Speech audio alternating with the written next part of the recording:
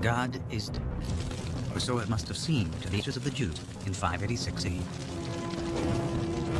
Jerusalem and the temple to their God are aims.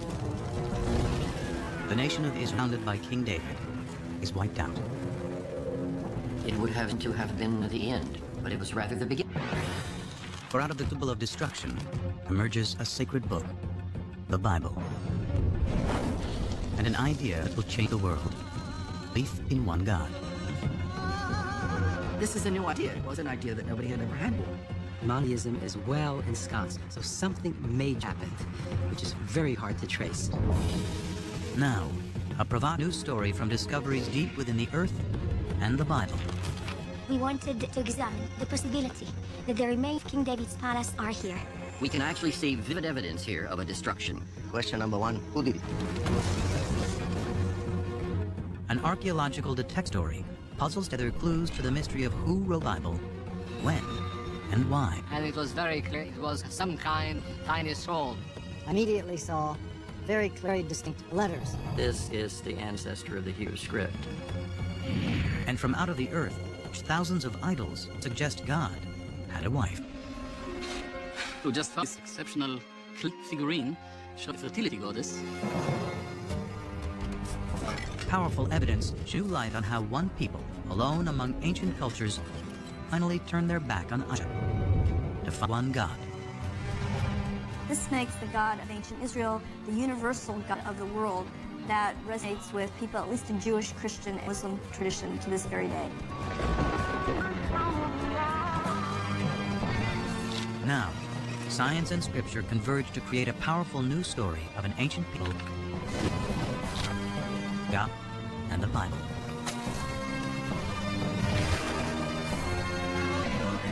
Up next on Nova, the Bible's buried secrets.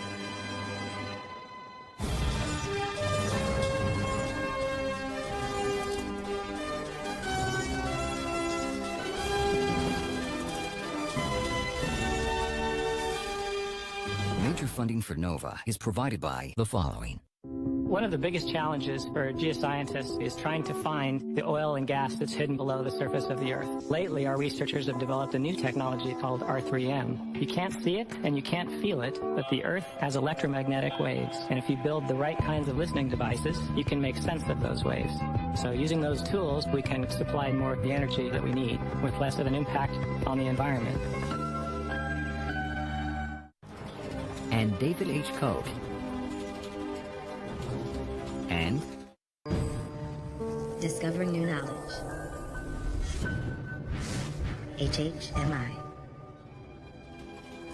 Major funding for the Bible's buried secrets is provided by the Arthur Vining Davis Foundations, the Richard and Rhoda Goldman Fund, and the Righteous Persons Foundation. Additional funding for this program is provided by the Skirball Foundation and by the Solo Art and Architecture Foundation. Major funding for NOVA is also provided by the Corporation for Public Broadcasting and by PBS viewers like you. Thank you.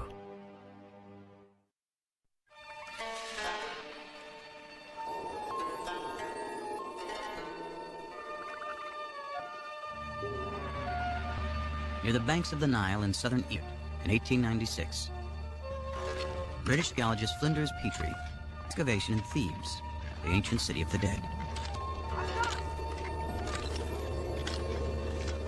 Here he unearths one of the important discoveries in biblical archaeology.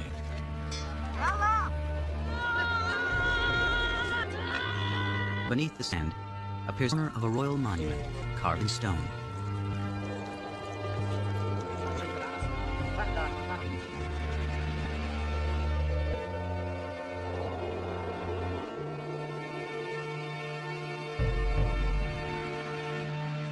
Dedicated in honor of Pharaoh Merneptah, son of Ramses the Great, it became known as the Merneptah Stela. Today, it is in the Cairo Museum. This stela is what the Egyptians would have called a triumph stela, a victory stela, commemorating victory over four peoples. Most of the hieroglyphic inscription celebrates Merneptah's triumph over Libya, enemy to the west. but almost as an afterthought, he mentions his conquest of people to the east in just 2 lines. The text reads, Ashkelon has been brought captive. Gezer has taken captive. Yanoam in the North Jordan has been seized. Israel has been born. Its seed no longer exists. History proved Pharaoh's confident boast to be wrong. Rather than marking their annihilation, Merneptah's stela announces the entrance onto the world stage of a people named Israel. This is priceless evidence for the presence of an ethnical group called Israel in the central hills of southern Canaan. The well-established Egyptian chronology gives the date as 1208 BC. Merneptah's stela is powerful at a people called the Israelites are living in Canaan. Today includes Israel and Palestine over 3,000 years ago.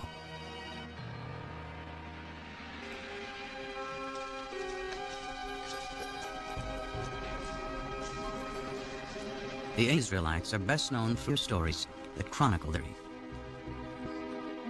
Abraham and Moses and the 10 Commandments, and Goliath. It is the Israelites who write the Bible.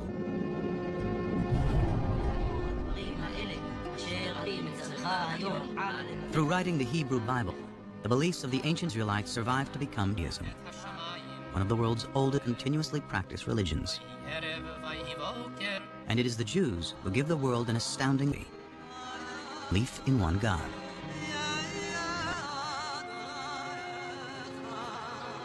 This belief will become the foundation of 2 other great monotheistic religions,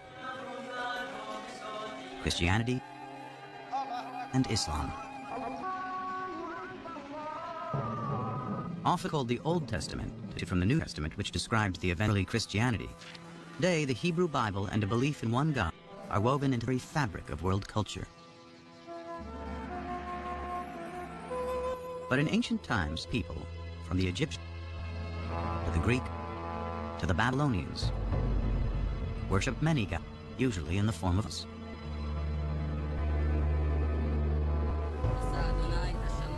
How did the Israelites, known among ancient people, discover the concept of one God? How did they come up with an idea that so profoundly changed the world? Now, archaeologists and biblical scholars are arriving at a new synthesis that promises to reveal not only fresh historical insights, but a deeper meaning the authors of the Bible wanted to convey. They start by digging into the and the Bible. You cannot afford to ignore biblical text, especially if you can isolate a kind of kernel of truth behind these stories, and then you archaeological data. Now, what happens when 10 artifacts seem to point in the same direction? Then I think we're on a very sound ground historically. Scholars search for intersections between science and scripture. The earliest is the victory stela of the Egyptian pharaoh Merneptah from 1208 BC. Both the stela and the Bible place a people called the Israelites in the hill country of Canaan, which includes modern-day Israel and Palestine. It is here, between 2 of these greatest empires, that Israel will unfold. The way to understand Israel's relationship to the superpowers, Egypt and Mesopotamia on either side, is to understand its own sense of fragility as a people. The primary in which the Bible looks at the origins of Israel is people coming to settle land of Israel. It's not indigenous. It's not a native state. The Hebrew Bible is stories of Israel's origins. The first is Abraham, who leaves Mesopotamia's family and journeys to the Promised Land, Canaan.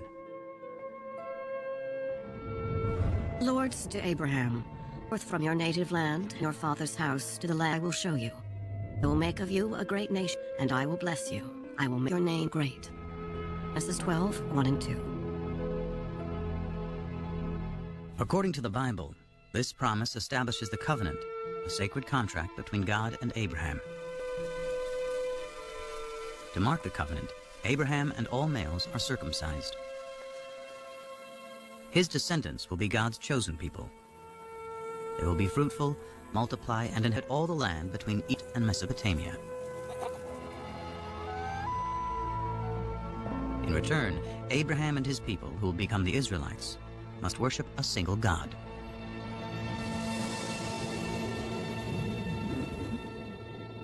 This is a new idea. It's an idea that nobody had ever had before. God, in our sense, doesn't exist before Abraham. It is hard to appreciate today how radical an idea this must have been in a world dominated by polytheism, the worship of many god idols.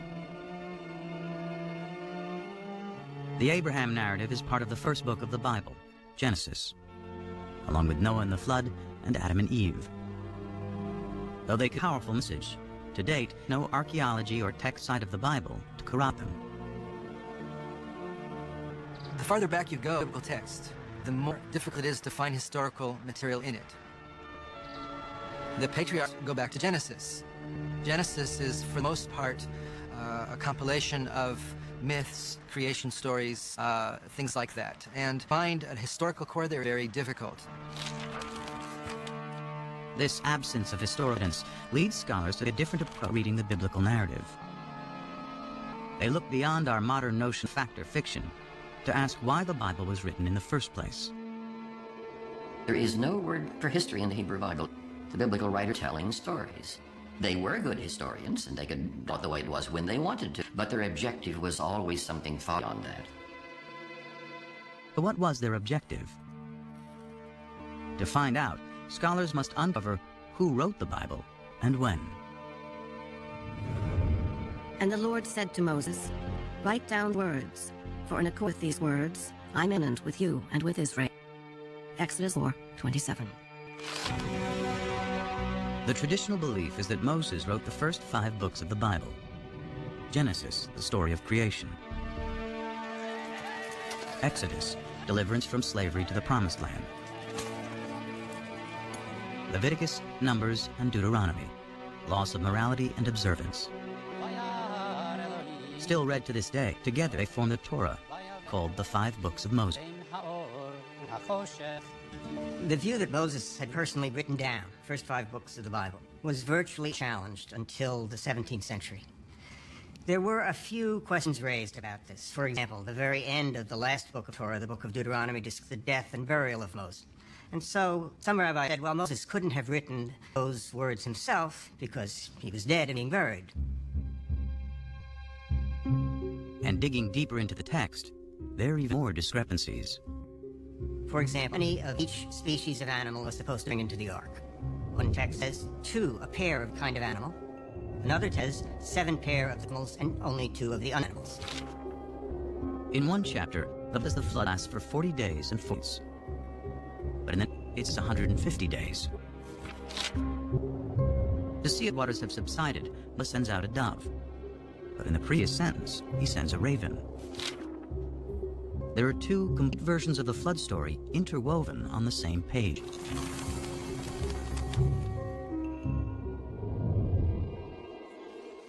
Many similar discrepancies throughout its page suggest that the Bible has more than one writer. In the first 5 books of the Bible, scholars have identified the hand of at least 4 different groups of scribes, writing over several hundred years. The theory is called the documentary hypothesis. One way of thinking about it is a kind of anthology that was made over the course of many centuries by different people, adding to it, subtracting from it, and so forth. But when the process of writing the Bible began?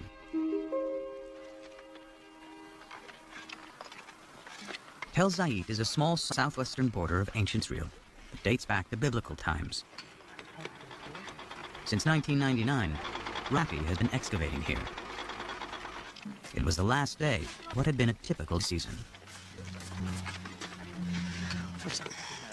As I was taking aerial photographs from the cherry picker, a volunteer notified his square supervisor that he thought he had seen some interesting marks, scratches, possibly letters, incised in a stone.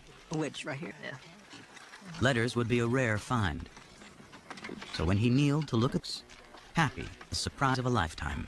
And down over the stone, I immediately saw very clear, very letters. Tappy excavated the rock and brought it to his lab at the nearby kibbutz.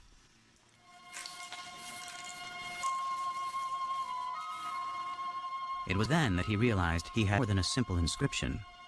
Olive, date, Dalet. I realized that this inscription represented an abecedery, that is to say, not a text narrative, but the letter of the Semitic alphabet written out in their correct order. Nun, and then Pei and are difficult to read, but they're out here. This ancient script is an early form of the Hebrew alphabet. What was found was not a random scratching of 2 or 3 letters. It was the full alphabet. Everything about it says that this is the ancestor of the Hebrew script.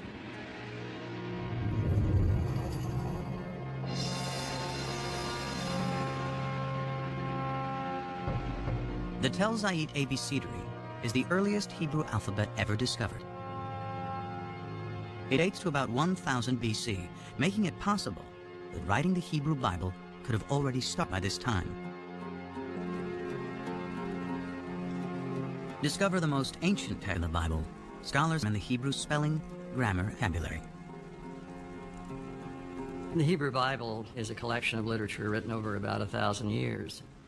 And as with any other language, Hebrew naturally changed quite a bit over the 1,000 years. The same would be true of English. I'm speaking English of the 21st century, and if I were living in Elizabethan times, the words I choose, the syntax I use would be quite different. Scholars examine the Bible in its original Hebrew in search of the most archaic language, and therefore the passages. They find it in Exodus, the second book of the Bible. Pharaoh's chariots and his army he cast into the sea. His picked officers are drowned in the Red Sea. Exodus 15:4. This passage, known as Song of the Sea, is the climactic scene of Exodus, the story of the Israelites' enslavement in how Moses leads them to freedom.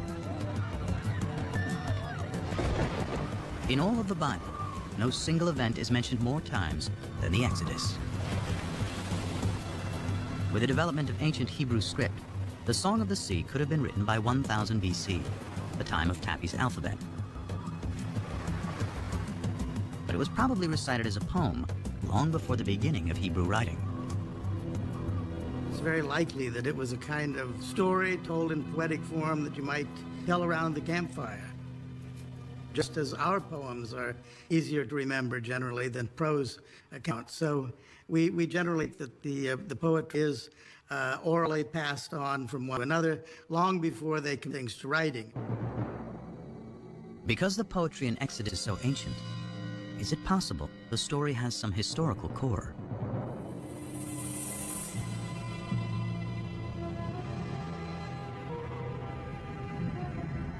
Here in the eastern Nile Delta of Egypt, in a surreal landscape of fallen monuments and tumbled masonry, archaeologists have uncovered a lost city.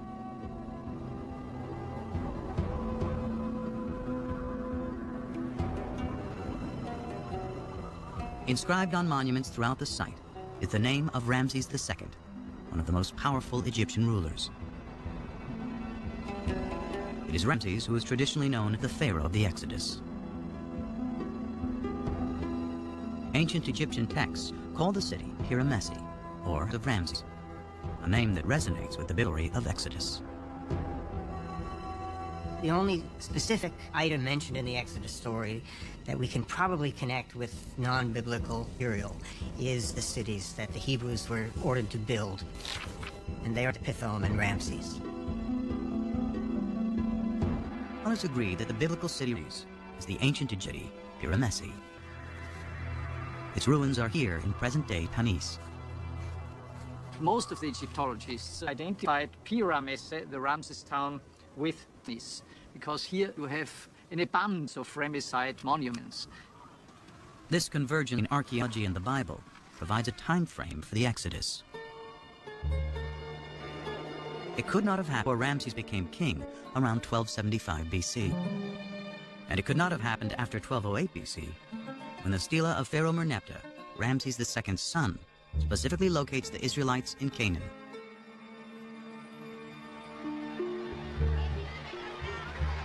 The Bible says the Israelites leave Egypt in a mass migration, 600,000 and their families, and then in the desert for 40 years. Even assuming the Bible is exaggerating, in 100 years of archaeologists have not yet found evidence of migration that can be linked to this. No excavating gives us any information around the wandering of the wilderness. An exodus is simply not attested anywhere. Any historical or archaeological confirmation of the X remains elusive. Yet scholars have discussed all four groups of biblical contributed to part of the Exodus story. Exodus, for the same reason, message remains powerful to this day. Its inspiring theme of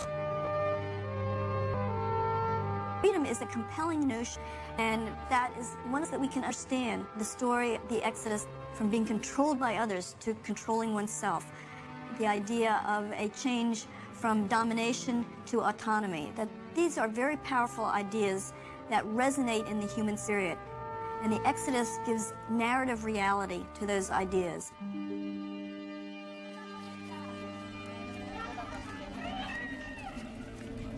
Following the Exodus, the Bible says God finally delivers the Israelites to the promised land, Canaan.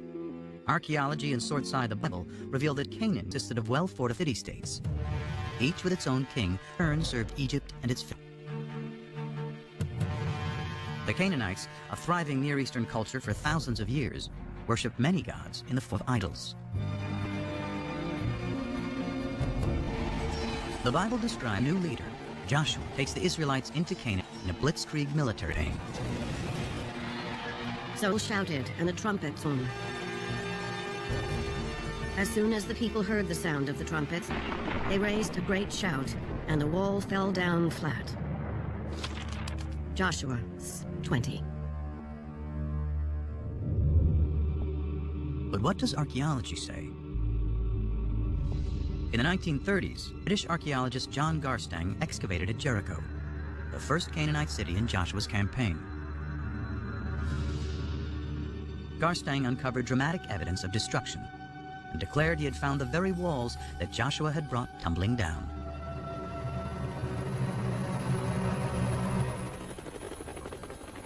And at what the Bible describes as the greatest of all Canaanite cities, Hatzor, there is more evidence of destruction.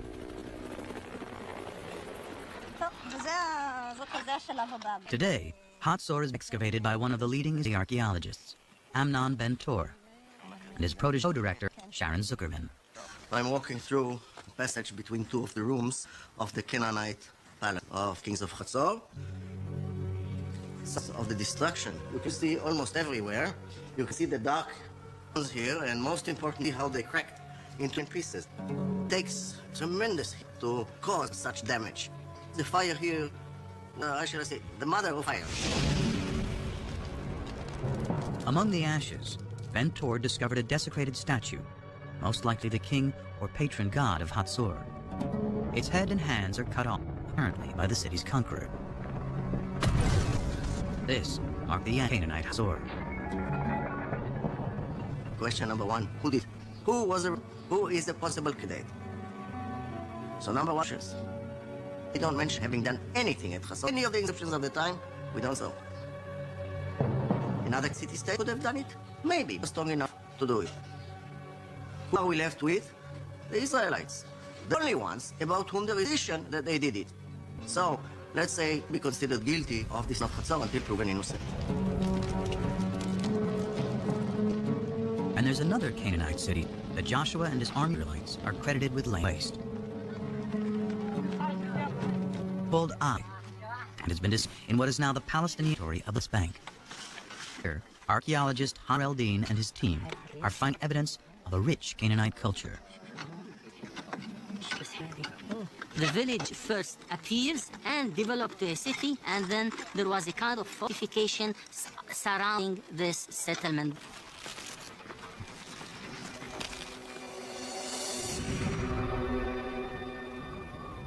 These heaps of stones were once a magnificent palace and temples, which were eventually destroyed.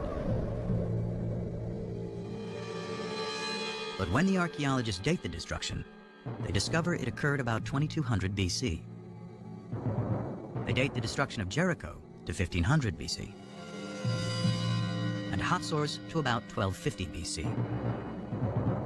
Clearly, these city-states were not destroyed at the same time. They range over nearly 1,000 years. In fact, of the one sites the Bible says that Joshua conquered, few showed any sign of war. There was no evidence of a conflict in most of these sites. At the same time, it was discovered that most of the large Canaanite towns that were supposed to have been destroyed by these Israelites were not destroyed at all, or destroyed by others. A single sweeping militant invasion led by Joshua cannot account for how the Israelites arrived in Canaan. But the destruction of Hatzor does coincide with the time that the Merneptah Stela locates the Israelites in Canaan. So who destroyed Hatzor? Amnon Ben still believes it was the Israelites who destroyed the city. But his co-director, Sharon Berman, has a different doubt. The final design itself consists of the mutilation of statues of kings and gods. It did not consist of signs of war or of any kind of fighting. We don't see weapons in the street like we see other sites that were destroyed by foreigners. So if there was no invasion, what happened? Bobby, just be careful of the stones there, okay? Excavations reveal that Hatzor had a lower city of commoners, serfs and slaves, and an upper city with a king and wealthy elites. Zuckerman finds within the grand palaces of elite Hatzor air disrepair and abandonment. To archaeologists, signs of a culture in decline and rebellion from within.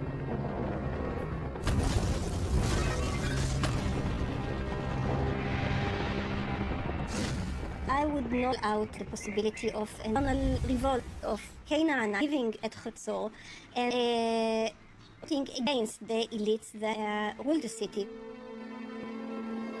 In fact, the entire Canaan city-state system, including Hatzor and Jericho, breaks down.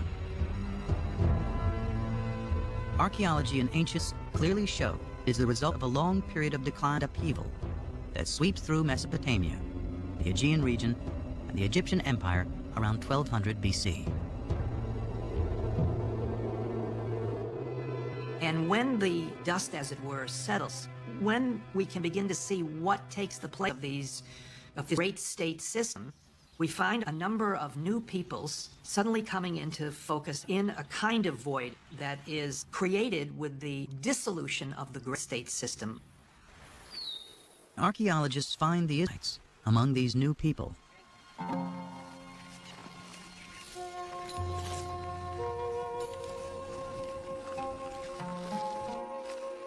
In the 1970s, archaeologists started wide-ranging surveys throughout the Silk Country of Canaan, today primarily the Palestinian territory of the West Bank. I was teaching at that time. We used to take students and go twice a week to the highland. And every week we used to cover between 2 and 3 square kilometers. And this accumulates very slowly into the coverage of the area. Israel Finkelstein and teams of archaeologists walked out grids over areas, collecting every fragment of ancient pottery lying on the surface. Over 7 years, for nearly 400 square miles, sorting pottery and marking the locations of where it was found. Map. In the beginning, the spots were there on the map and they meant nothing to me. But slowly, I started seeing sort of phenomena and processes.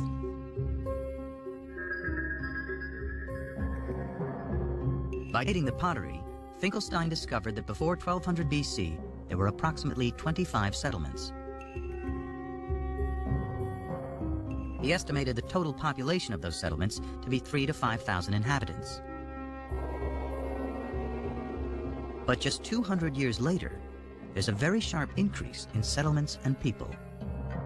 Then you get this boom of population, growing and growing. Then we are speaking about 250 sites. And the population grows also 10 times, from a few thousand to 45,000 or so. Now, this is very dramatic. It cannot be explained as natural growth. This rate is visible in ancient times. If not natural growth, perhaps these are the waves of dispersed people settling down following the collapse of the great state systems. Then, more evidence of a new culture is discovered. A new type of simple dwelling never seen before. And it's in the exact location where both the Merneptah Stela and the Bible place the Israelites. The sites in which this type of house appears throughout the country, this is where Israelites lived. And they are sometimes even called the Israelite house, the Israelite type house. The people who lived in those villages seem to be arranged more or less in a kind of an egalitarian society because there are no major architectural installations. If you look at the finds are relatively poor. It is more or less mundane. I don't want to end the early settlers of the Israelites. Very little art. Curiously, the mundane pottery found at these new Israel villages is very similar to the every pottery found at the older Canaanite cities in Katsor. In fact, the Israelite house is practically the only thing that is different.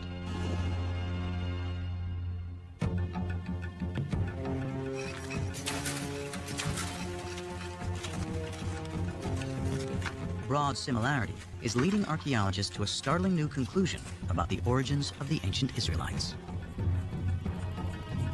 The notion is that the early Israelites were Canaanites, displaced Canaanites. The Israelites were all in the land of Israel.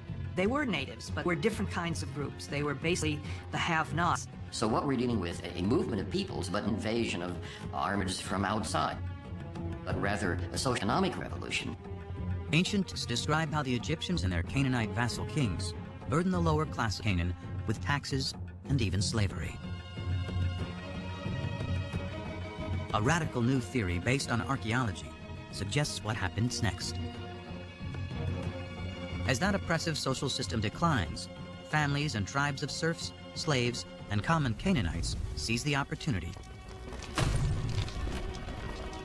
In search of a better life, they abandon the old city-states and head for the hill. Free from the of their past, they eventually emerge in place as people. The Israelites. In the text, you have a story of the Israelites coming from outside and then besieging Canaanite cities, destroying, and then becoming a nation in the land of Canaan. 7 shirts from the Middle Bronze Age. Whereas archaeology tells us something which is the opposite. The Late Bronze Age. According to archaeology, the rise of Israel is an outcome of the collapse of Canaanite society, not the reason of collapse. Archaeology reveals Israelites were themselves originally Canaanites.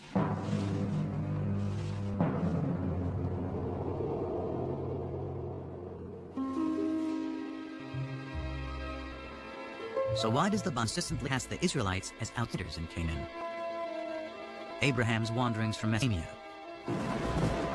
Moses leading slaves out of Egypt and into the Promised Land, and Joshua conquering Canaan from outside. The answer may be their desire to forge a distinctly new identity. Identity is created, as psychologists tell us, by talking about what you are not, by talking about another.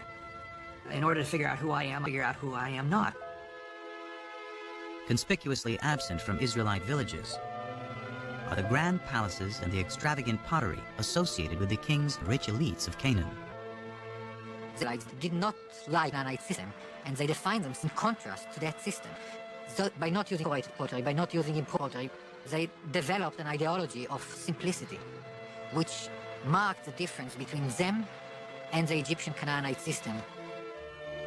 If the Israelites wanted to distinguish themselves from their Canaanite past, what better way than to create a story about destroying them?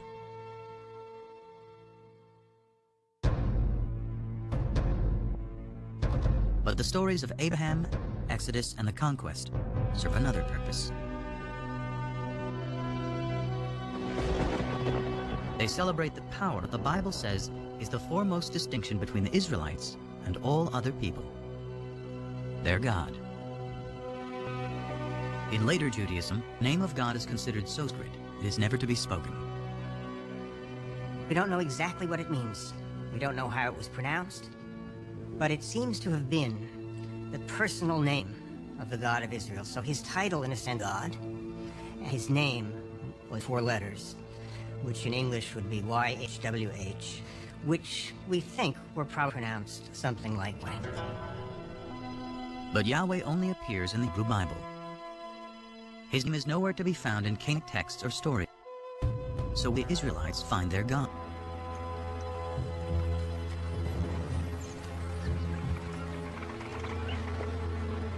The search for the origins of Yahweh leads scholars back to ancient Egypt.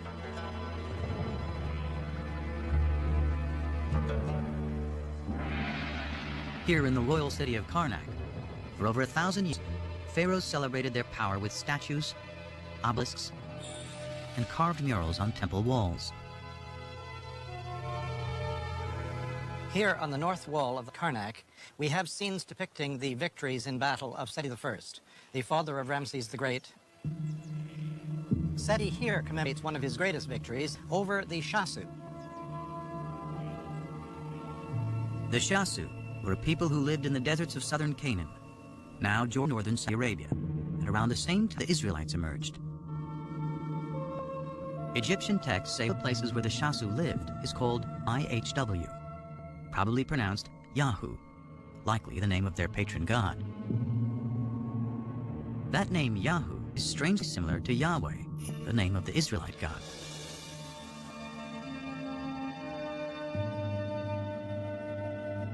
In the Bible, the place where the Shasu lived is referred to as Midian. It is here, before the Exodus, the Bible tells us Moses first encountered Yahweh in the form of a burning bush. Come no close. Remove the sandals from your feet, for the place on which you are standing is holy ground. God also said to Moses, Thus you shall say to the Israelites, Yahweh, the God of your ancestors, has sent me to you. This is my name forever, and this my title for all generations. Exodus 3, 5 and 15. So we have in Egyptian sources something that appears to be a name like Yahweh in the vicinity of Midian. Here is Moses in Midian, and there a deity appears to him and reveals his name to Moses as Yahweh. These tantalizing connections are leading biblical scholars to re-examine the Exodus story. While there is no evidence to support a mass migration, some now believe that a small group did escape from Egypt. However, they were not Israelites, but were Canaanite slaves. On their journey back to Canaan, they pass through Midian, where they are inspired by stories of the Shasu's god, Yahu. There was probably a group of people who fled from Egypt and had some divine experience. It was probably a small group demographically, but it was important, at least in ideology.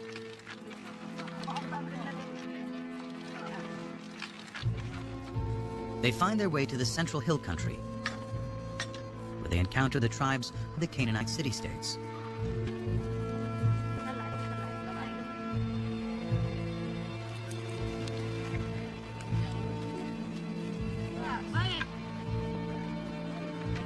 Their story of deliverance resonates in this egalitarian society. The liberated slaves attribute their freedom to the God they met in Midian, who they now call Yahweh. They spread the word to the highlanders, who themselves perhaps escaped from the tyranny of the city-states. They spread the idea of a God who represented freedom, freedom for people to keep the fruits of their own labor. This was a message that was so powerful that it brought people together and gave them a new kind of identity. The identity of Israelites. They are a combination of disenfranchised Canaanites, runaway slaves from Egypt, and even nomads settling down. The Bible calls them a mixed multitude. According to the Hebrew Bible, early Israel was a motley crew, and we know that's the case now. But these people bound together by a new vision, and I think the revolutionary spirit is probably there from the beginning. The chosen people may actually be people who chose to be free. Their story of escape, first told by word of mouth and poetry, helps forge a collective identity among the tribes. Later, when written down, it will become a central theme of the Bible. X and divine deliverance. Deliverance by a God comes from men exactly where the Bible is. Adopted by the Israelites to represent their exodus from slavery to freedom. So is the birth of monotheism. The common ending of what differentiated the Israelites from their neighbors was that their neighbors worshipped many different gods and goddesses, and the Israelites worshipped only the one true God. But that is the case. This bull figurine, representing El, the chief god of the Canaanite deities, is one of thousands of idols discovered in Israelite sites. The Israelites worshipped other gods. Now, maybe they were supposed to, but they did. So at least on a practical level, if not most Israelites were not monotheists. The Bible's ideal Israelite worship of one God will have to wait.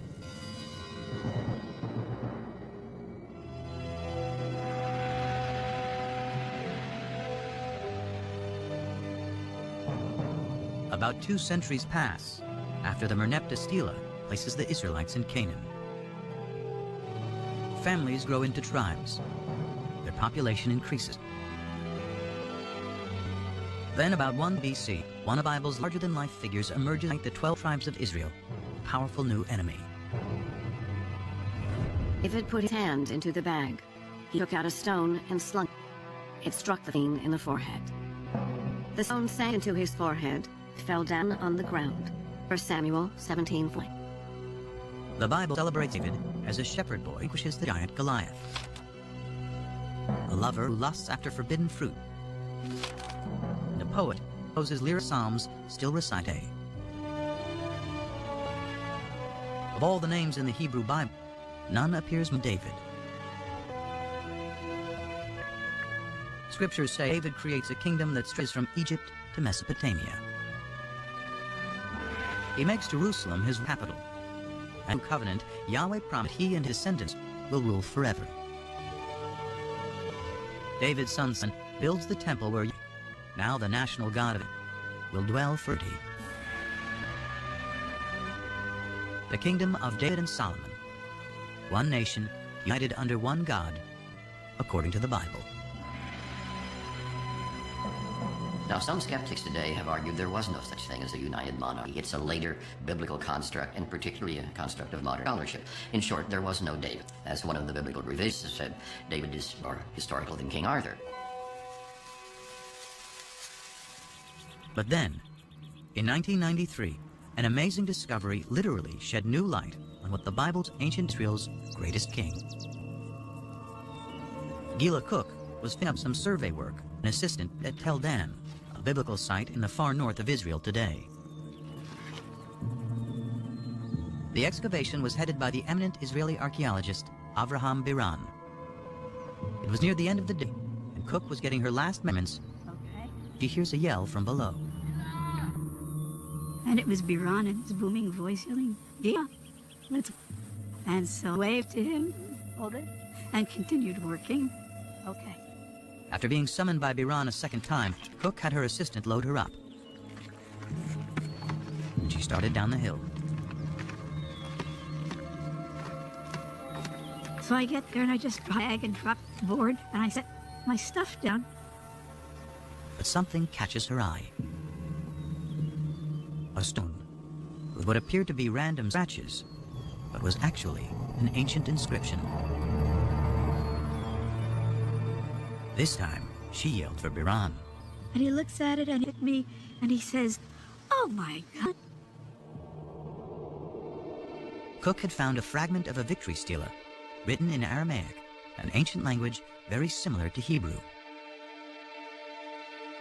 Dedicated by the king of Damascus, or one of his generals, it celebrates the conquest of Israel, boasting, "I slew kings who harnessed thousands of chariots and thousands of horsemen. I killed him of that David." Those words, that David, make this a critical discovery. They are strong evidence that David really lived. Unlike Genesis, the stories of Israel's kings move the biblical narrative out of the realm of legend to the light of history. The later we come in mind, the firmer ground we stand on. We have better sources, we have more written sources, we have more contemporary witness sources. When the biblical chronology of Israel's kings can be cross-referenced with historical inscriptions, like Dan Stila, can provide scholars with fairly reliable dates. King David is the earliest biblical figure confirmed by archaeology to be historical. And most scholars agree he lived around 1000 BC, the 10th century. Could any of the Bible have been written during David's reign? The earliest Hebrew alphabet, the Skaran Tapi, carved on a stone at Tel Zait, provides an enticing clue. This wall here. The stone was inside with this alphabet.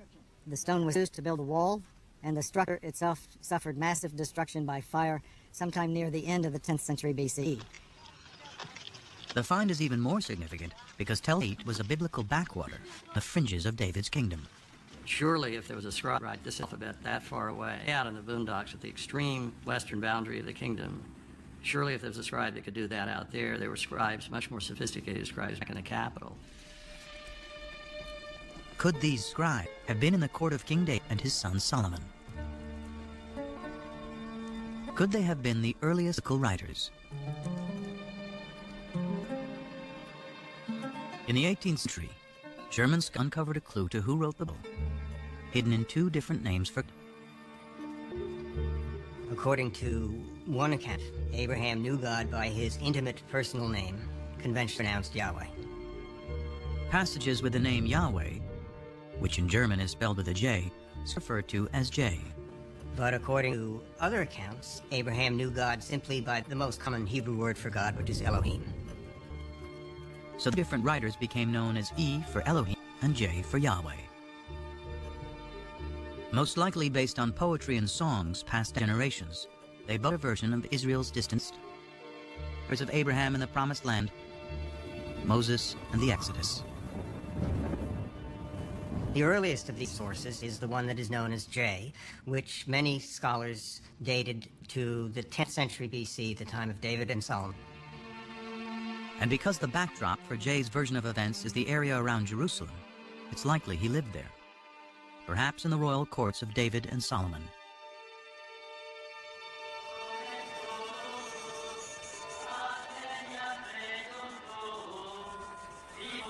For over 100 years, archaeologists have searched Jerusalem for evidence of the kingdom of David.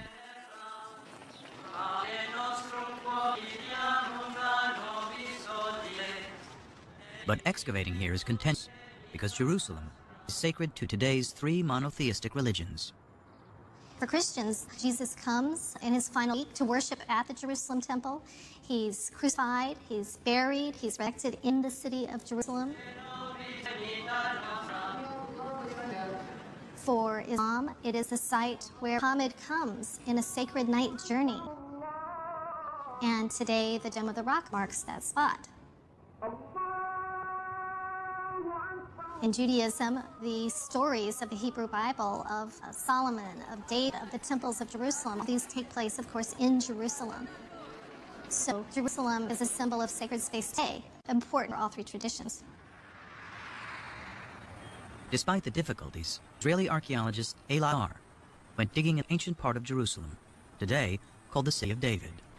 We started excavations here because we wanted to check and to examine the possibility that the remains of David's palace are here. But because this area has been fought over, destroyed, and rebuilt over thousands of years, it was a long shot that any remains would survive.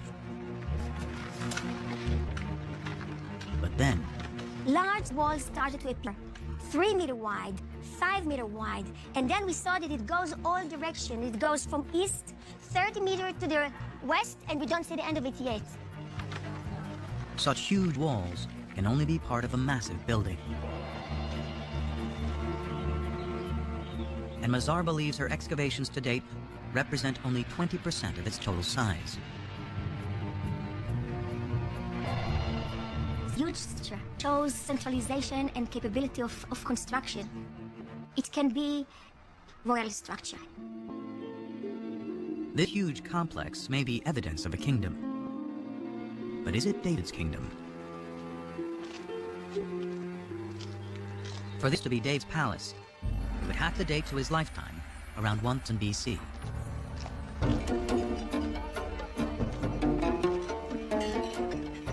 The broad stone walls can never be dated on own. Biblical archaeologists date ruins based on the pottery they associated with those ruins.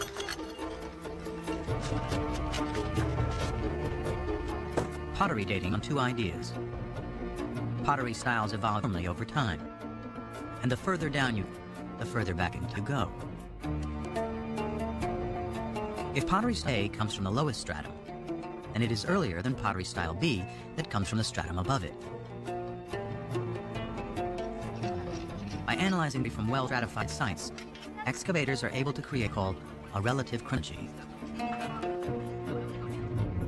Chronology is floating in time without any fixed dates. To anchor this chronology, William Foxwell Albright, considered the father of biblical archaeology, used events mentioned in both the Bible and Egyptian and Mesopotamian texts to assign to pottery styles. Albright's chronology, slightly modified, is what Mazar uses to date her massive building. Most archaeologists use today. What we found is a typical 10th century pottery, meaning bowls with hand burnish. You can see from inside, together with an import, a beautiful black on red juglet. What is so important that this is a 10th century typical juglet. So has Mazar discovered the Palace of David? She adds up the evidence. The building is huge. It is located for the 10th century BC, the time of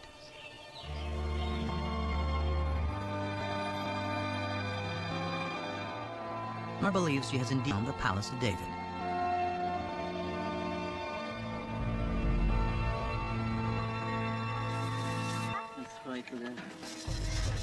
That evidence and the kingdom itself rest on the dates associated with fragments of pottery. And some critics argue the system for dating that pottery relies too heavily on the Bible. Archaeologists in the past did not rely too heavily on the Bible. They relied only on the Bible.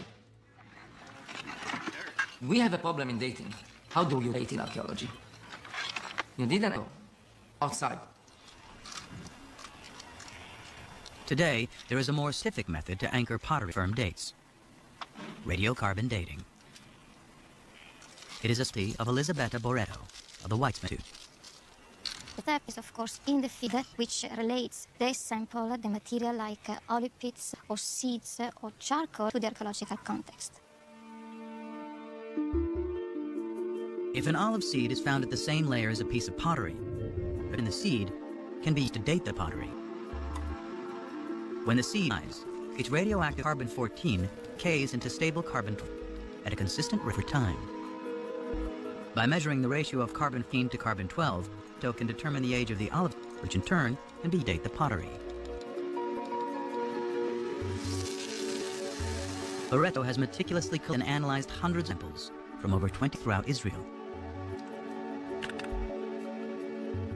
Her carbon samples date the pottery that Albright and most archaeologists associate with the time of David Solomon to around 75 years later. So long ago, this may seem like a difference. But if Boretto is right, Mazar's Palace of and Tapi's Hebrew alphabet have to be redated. This places them in the time of the lesser-known kings Omri, Ahab, and his despised wife Jezebel, all worshippers of the Canaanite god Baal. No writing or monumental building. Suddenly, the King David and Solomon is far less glorious than Bible describes. So Solomon did not rule a big territory. It was a small kingdom, if you wish, with just a few settlements, very poor, the population was dead, there was no manpower for big conquest, and so on and so forth. This would make David a petty warlord ruling over a chieftain, and his royal capital, Jerusalem, nothing more than a cow town. These are the results of the radiocarbon dating. He or she who decide to ignore these results, I treat them as if arguing that the world is flat, that the earth is flat. I cannot argue anymore. But so simple. Other teams collected radiocarbon samples following the same meticulous methodology. According to theirs, the Tsar's Pantappy's alphabet can date to the 10th century, the time of David and Solomon. How can this discrepancy be explained? The problem is that these radiocarbon dates have a margin of error of plus or minus 30 years, about the difference between the two sides. Radiocarbon dating alone cannot determine if the kingdom of Solomon, large and prosperous as described in the Bible.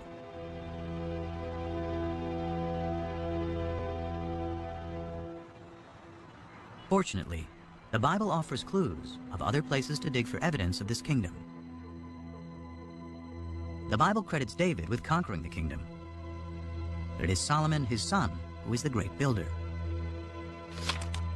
What was the purpose of the forced labor Solomon imposed? It was to build the house of Yahweh and the wall of Jerusalem, Hatzor, Megiddo, and Gezer. 1 Kings 9:15.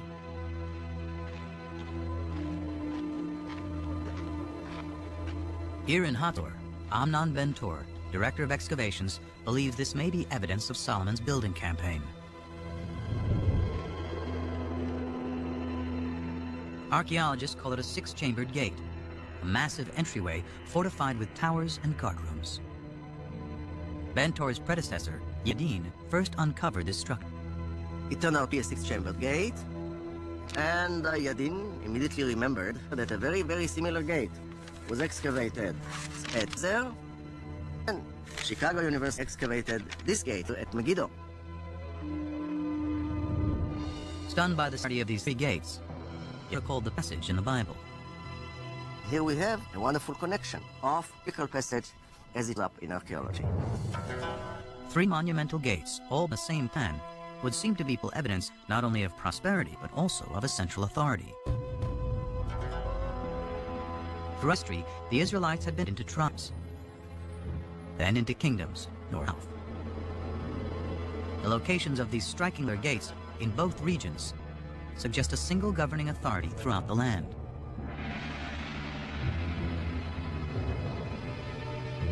How can we be sure this is the kingdom of David and Solomon?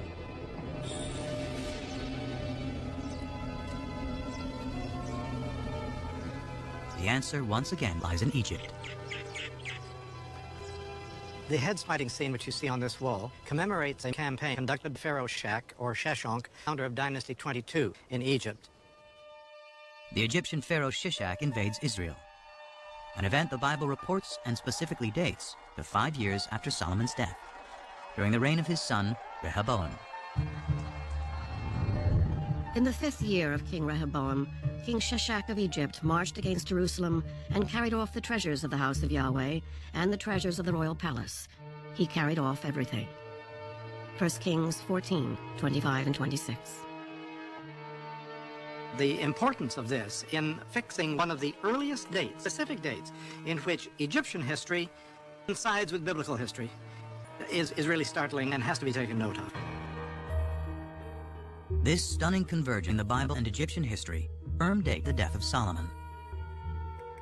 Shishak's campaign, according to the well-established Egyptian chronology, dates to 925 BC.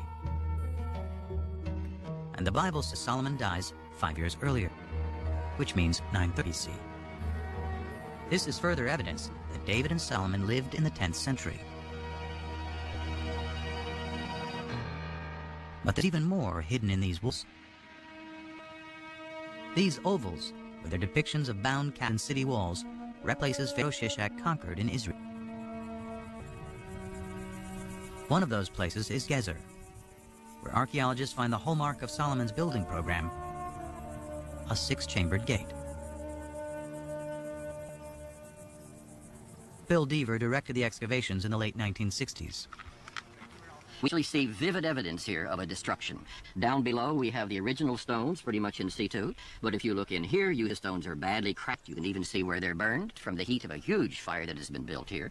And then up there, you see the fire has been so intense that the soft limestone has melted into lime and it flows down like lava. This is vivid evidence of a destruction, and we connect that with this known raid of Pharaoh Shishak. And if the gate was destroyed by Shishak in 925 BC, then it must have been built during the lifetime of Solomon, who died just 5 years earlier.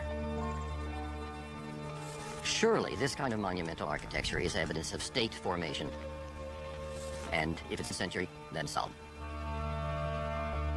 Although a mind of archaeologists continue to dispute, this convergence of the Bible, Egyptian chronology, and Solomon's gates is powerful evidence that a great kingdom existed at the time of David and Solomon, spanning all Israel, north and south, with its capital in Jerusalem. But Jerusalem is more than a political center. It is the center of worship. The magic of Jerusalem is the magic of the temple. One temple for the one God. The result is that Jerusalem and the temple emerge as powerful symbols not just of the oneness of God, but of the oneness of Jewish people. The worship of the ancient Israel bears little resemblance to Judaism today. It's centered around the temple, built by David's son Solomon, and seen as Yahweh's earthly dwelling. To understand how the ancient Israelites worshiped their God, scholars must discover what the temple looked like and how it fit. But although archaeologists know where its remains should be, it is impossible to dig there. It lies under the third holiest site in Islam, which includes the Dome of the Rock. Not a stone of Solomon's temple has ever been excavated.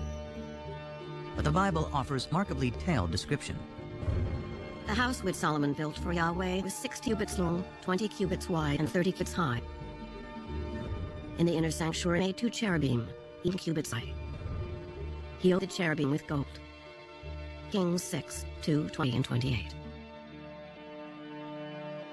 The Bible's description suggests a floor plan for the temple, and it is strikingly similar to temples built by neighboring peoples who were many gods.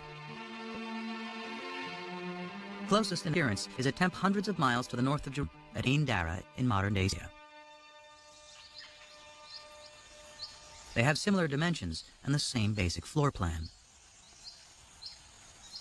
Guarding both temples are sphinxes, or cherubim as the Bible calls them. Unique to the temple at Ain Dara are the enormous footprints of the God who lived here. They mark his progress as he strode to his throne in the innermost sanctuary. If we take the details that we find of Solomon in the Book of Kings and compare it with the Ain Dara temple, we can piece together a fairly good picture, I think, of what this temple might have looked like in the age of Solomon. Now it is possible to read with some confidence how Solomon's temple made and how the ancient Israel worshipped God. Out front was an altar. Beyond that was a porch area that led into the inside of the temple. It's a room, a holy place. And then beyond that, the most sacred room, the Holy of Holies, where tradition says the Ark of the Covenant held the tablets of the law. And this was considered to be the most sacred site on earth because it is the room where presence could be found. And the ancient Israelites believed their God demanded a very specific worship. Evidence of it survives today on Gerizim in Palestine.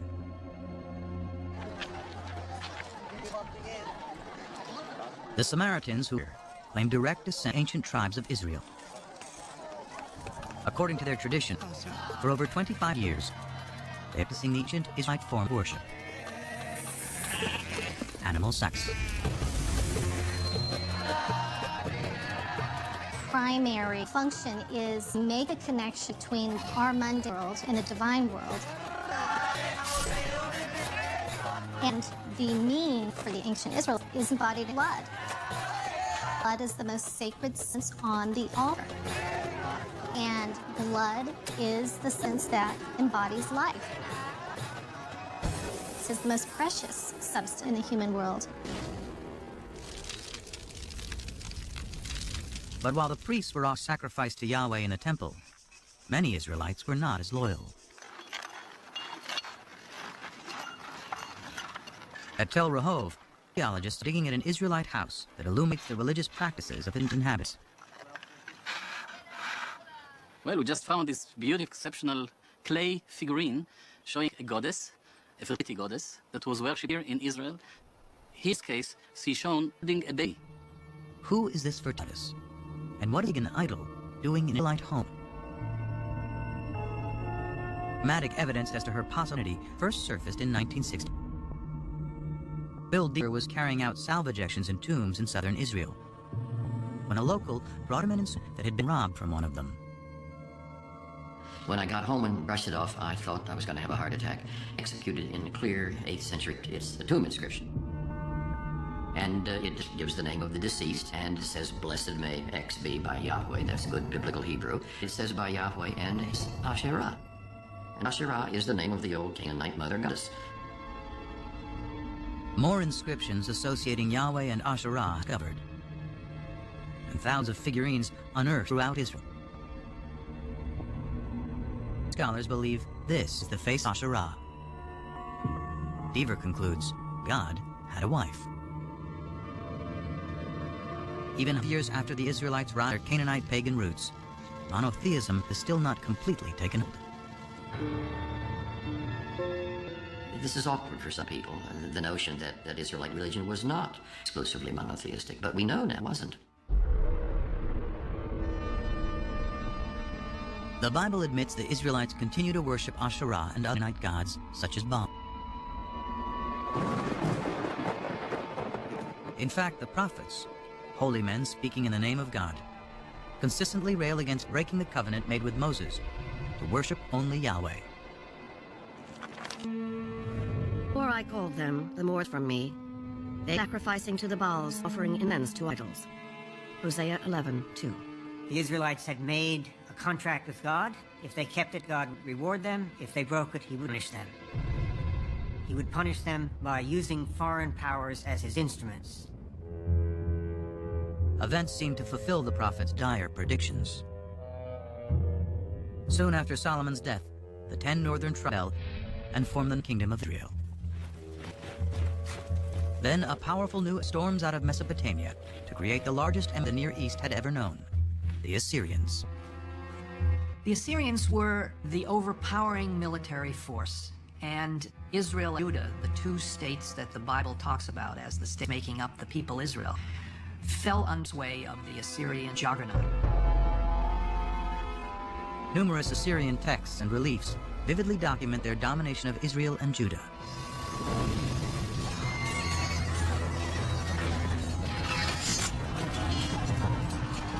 In 72 BC, the Assyrian army crushes the northern kingdom. Those who escape death or exile to Assyria flood south into Jerusalem, where the descendants of David and Solomon continue to reign. One of them, Josiah, according to the Bible, finally heeds what the prophets prescribe. We're told in the Book of Kings that King Josiah, in the late 7th century BC, was told that a scroll had been discovered in the archives. The scroll brought to him, and as this was being read, Josiah began to weep. He realized that it was a sacred text containing divine commands which the people had been breaking. Scholars believe that the lost scroll is the 5th book of the Torah, Deuteronomy, detailed code of laws and events. It inspires another scribes in 7th century BC, which scholars call the Deavers. According to documentary hypothesis, after J and E is the third group of scribes who write part of the Hebrew Bible. D retells the Exodus story and reaffirms the covenant made between God and the Israel people. You should love the Lord your God because he has loved you. He has loved you more than any other nation. So the divine love for Israel requires a corresponding loyalty to God, an exclusive loyalty to it. And Deuteronomy, more than other parts of the Bible, is insistent that only the God of Israel is to be worshipped. To enforce the covenant, Josiah orders that idol altars to all other deities be destroyed. The book of Deuteronomy contains the clearest prohibition of the worship of other gods, the Ten Commandments. I am your God. You shall have no other God before me. You shall not make for yourself an idol. You shall not bow down to them or worship. Deuteronomy 6-9. The Ten Commandments appear in 2 books of the Bible, in Deuteronomy and in Exodus. It is not only a contract with Yahweh, it is also a code of conduct between people. The revelation of the Ten Commandments is an ethical revelation. And that's where the idea of justice comes in, because that's the most important thing about the way in which we treat one another. We will not kill him, we will not steal from him, we will not lie about him. We will abide by the commandments. The commandments, as God himself repeatedly says through the later prophets, are already written on the hearts of human beings. By associating the belief in one God with behavior, the Ten Commandments establishes a code of morality and justice for all, the ideal of Western civilization. Despite Josiah's reforms, the ancient Israelites continued to worship other gods. Their acceptance of one God and the triumph of monotheism begins with a series of events vividly attested through archaeology, ancient texts, and the Bible.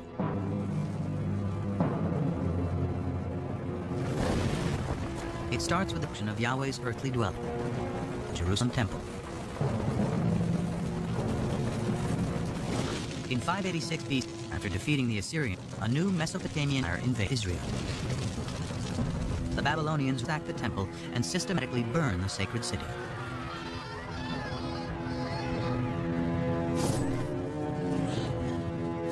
Before his eyes, the Babylonian victors slay the sons of Zedekiah, the last Davidic king, then blind him.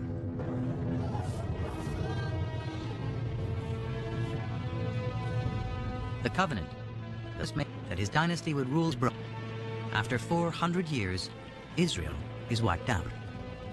The destruction of Jerusalem created one of the most significant theological crises in the history of the Jewish people.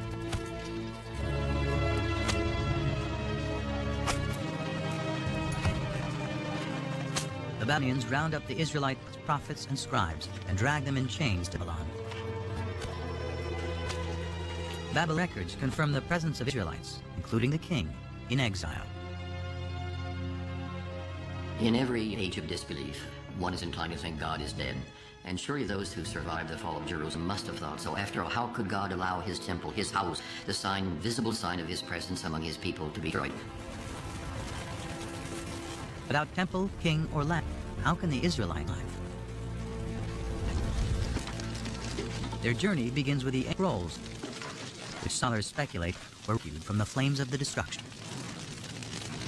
Among the exiles from Jerusalem to Babylon were priests from the temple, and they seem to have brought with them their sacred documents, their sacred traditions.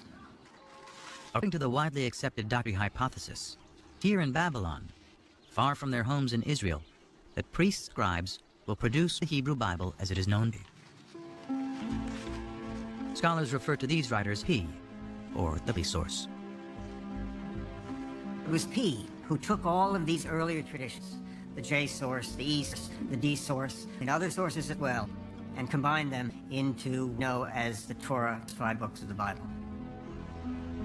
But more than just compiling, he edits and writes a version of Israel's distant past, including the Abraham story, that provides a way for the Israelites to remain a people and maintain their covenant with God. You shall circumcise the flesh of foreskins, and it shall be a sign of the covenant between me and you. Genesis 17:11. When Genesis 17 attributes a covenantal value to circumcision, it is not really talking about Abraham. It is really talking about the exiles of 6th century BCE, who, far from their native home, were desperately trying to find a way to reaffirm their difference. Therefore, they began to look at circumcision as not simply another practice, but rather as the marker of and attributed this view to Abraham. To the exiles, the Babylonians are the new Canaanites, the idol-being uncircumcised peoples from whom they must remain apart. But the Abrahams, with its harrowing tale, father's willingness to sacrifice his own son, is all about the power of faith. It is no coincidence that the exile scribes place Abraham's legends in Ur, down the river from Babylon. Perhaps with the same faith as Abraham, so too the exiles be written to the promised land. One of the pervasive themes in the Bible is the theme of exile and return. Abraham goes down to Egypt and comes out of Egypt. The Israelites go to Egypt and get out.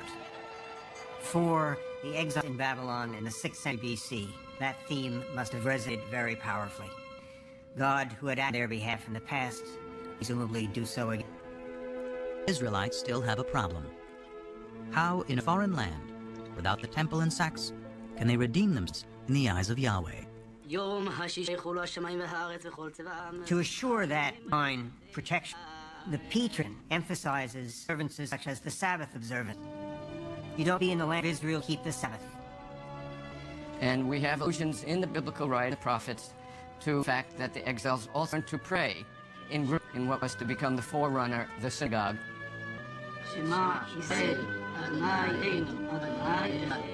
During this period, through the exile, that the exiles realized that even far away from their homeland, without a people, without the priesthood, without they're still able to worship God, be loyal to God, and to God's commandments. This is the foundation of Judaism. The experience of the exile transforms ancient Israel into modern religion. By compiling the story of their past, originally written by the scribes A, E, and D, the Exodus from slavery to freedom, Moses and the Ten Commandments, Abraham's journey to the promise, he creates, we know today, first 5 books of the Bible.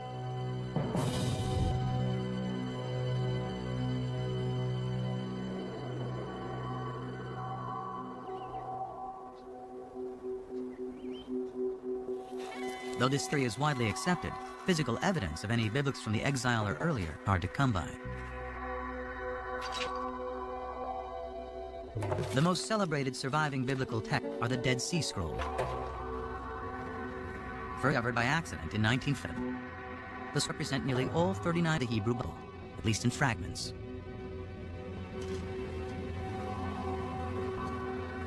They survived because they were deposited in the perfect environment for present, a hot high desert. Archaeologists suspect there were hundreds more scrolls throughout Israel, but because none papyrus or animals, they have long since decomposed.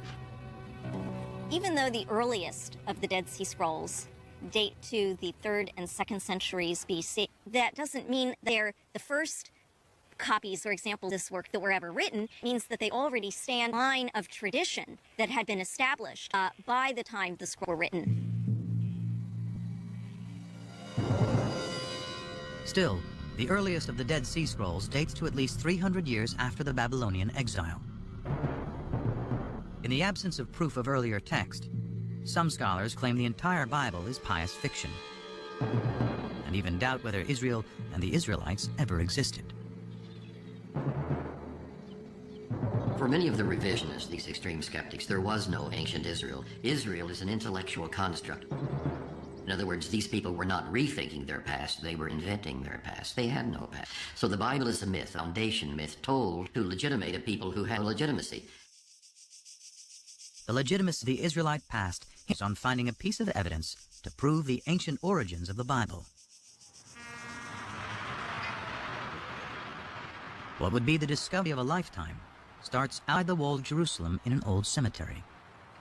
We came here and excavated 7 of these burial caves. The burial caves date back to the 7th century BC, somewhere in the time of King Josiah. But the caves were found looted, so we didn't anticipate too much.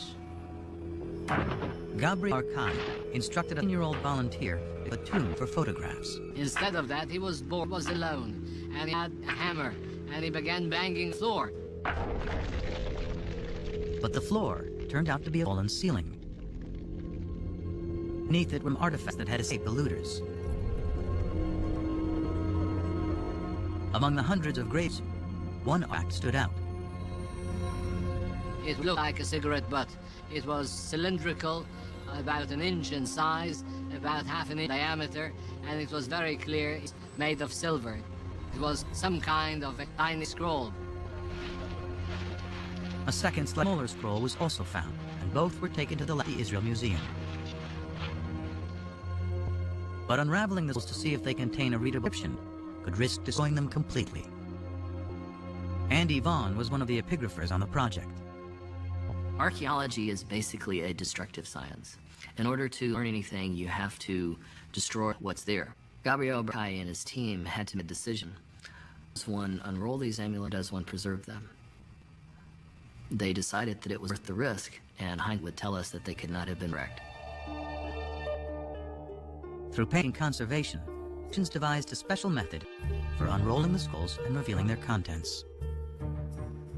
I went over there, and I was amazed to see the whole thing full of very delicately scratched, very shallow characters. The first word that I could decipher or read the spot was Yud Hey Vav Hey, was the four-lettered, unpronounceable name God. Investigation revealed more text and a surprisingly familiar prayer, still said in synagogues and churches to this day. May the Lord bless you and keep you. May the Lord make his face to shine upon you and be gracious to you. May the Lord lift up his countenance upon you and give you peace. Numbers 6, 24 through 26.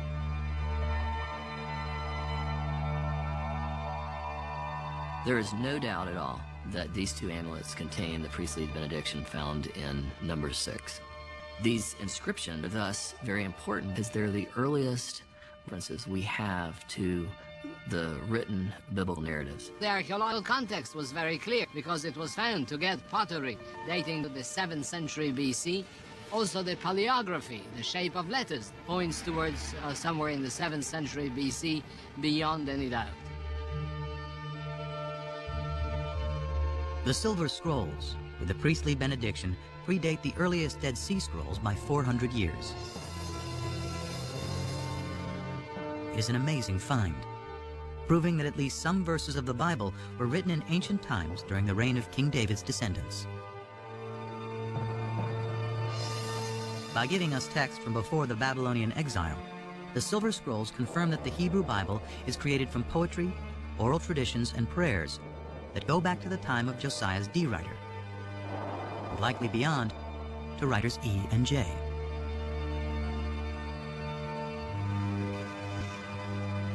As modern scholars suspect, the Torah, the first 5 of the Bible, take final form during the Babylonian exile.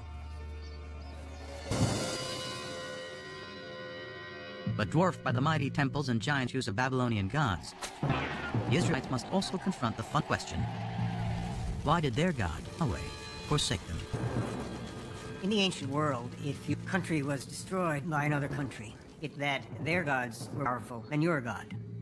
And the natural thing to do was to worship the powerful God. But the survivors continued to worship Yahweh and struggled to understand how this could have happened.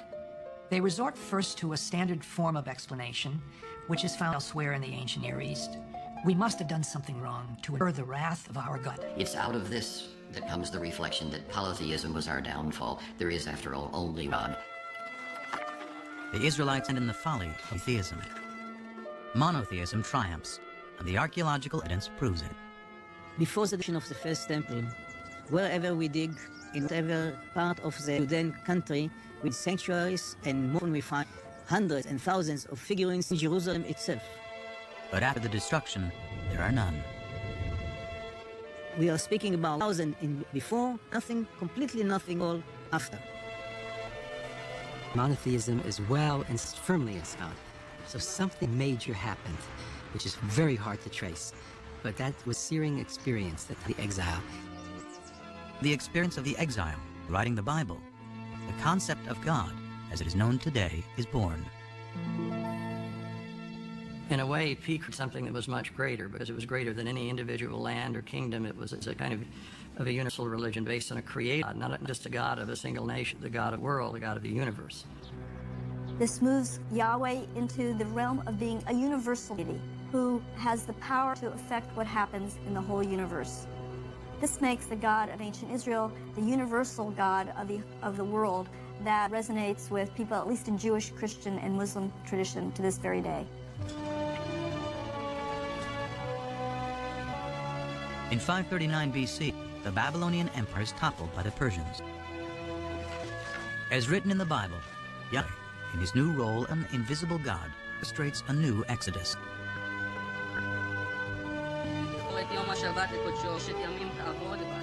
Among one group of exile is Prophet Ezra.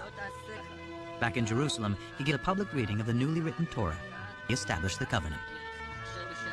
All the people gathered together. They told the scribe Ezra the book of the law of Moses, which the Lord had given to Israel. He read from it from early morning until midday, and the ears of all the people were attentive to the book of the law. Nehemiah 8:20. To me, the most moving moments in the Bible, Ezra turns with the Bible in his hand. You have the feeling that the process begun in the exile is finally finished, and Ezra has a copy. The scrolls that chronicle the Israelite relationship with their God is now the Hebrew Bible, the Old Testament, a text for over 3 billion people. Through its writing, an ancient becomes a modern religion.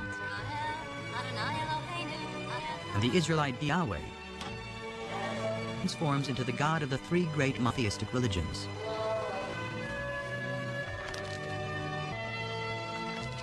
Through its the Bible established a code of morality and justice, aspirate that resonate through the ages.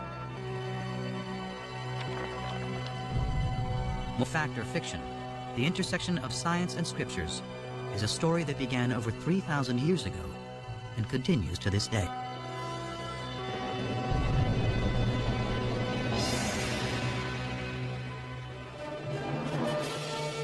On Nova's Bible's Buried Secrets website, share your thoughts on the program, ask questions of biblical scholars, explore a timeline of archaeology, and more. Find it at pbs.org. We're going to check out an elephant seal. It's over there. An all-out wildlife rescue. It's like the Serengeti of the sea. It is, but nobody sees it. An animal hospital like no other. Save lives by taking marine mammals where never been. And there's her brain filling out the cranium. It's definitely cutting edge. Yeah, that's amazing. Look at that. I know. On the front lines of an ocean emergency. Next time on Nova. Major funding for Nova is provided by the following.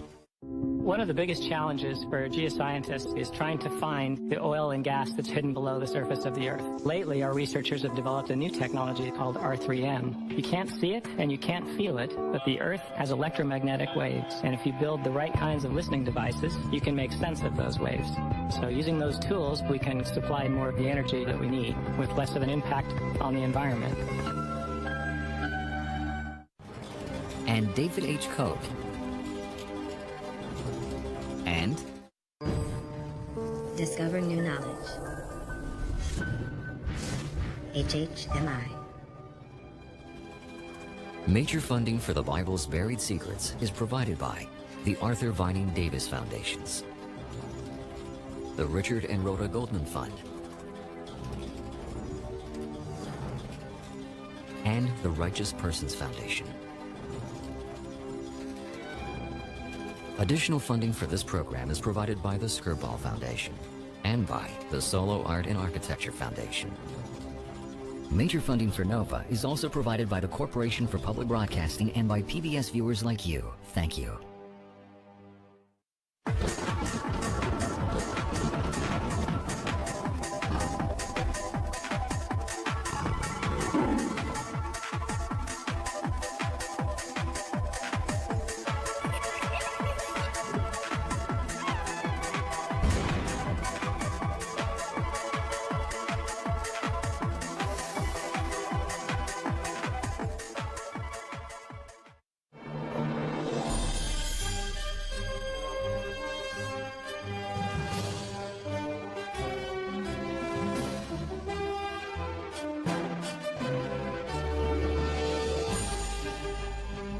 To order this Nova program for $24.95 plus shipping and handling, call WGBH Boston Video at 1-800-255-9424 or order online at shoppbs.org.